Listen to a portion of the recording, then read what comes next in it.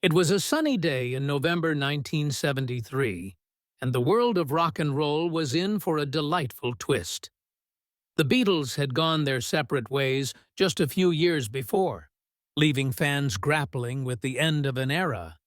But today, something surprising was happening.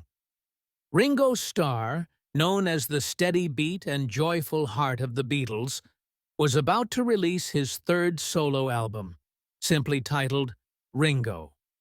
People who had once seen him as just the drummer were in for a revelation. Starr was ready to make his mark, and he had enlisted the help of a few very familiar faces to make this album unforgettable. By the early 70s, Ringo had already ventured into solo territory, with mixed success. His first two solo albums had taken very different paths. One, a collection of standards, the other an attempt at a country sound.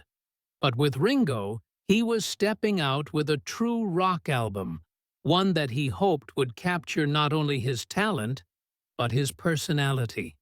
A blend of humor, warmth, and a bit of cheek. The album was crafted in Los Angeles, where Starr assembled a lineup of incredible musicians, including members of the band and famous producer Richard Perry, who had a knack for understanding what made artists tick. What made Ringo truly special, though, was that it brought something fans had longed for: a mini Beatles reunion. Although the Fab Four hadn't played together since the breakup, three of Ringo's old bandmates made appearances on the album. John Lennon, Paul McCartney, and George Harrison each contributed in various ways, from playing instruments, to lending their voices to background vocals, to even writing some of the songs.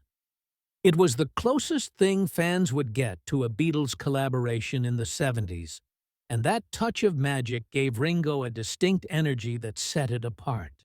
The album was not just a hit with fans, it was also a critical success. Songs like Photograph and You're 16 became standout tracks, showcasing Ringo's warm, raspy voice in a way that hadn't been fully appreciated before. These songs combined the best of 70s rock with Ringo's playful spirit, turning him from just the drummer into a solo star in his own right.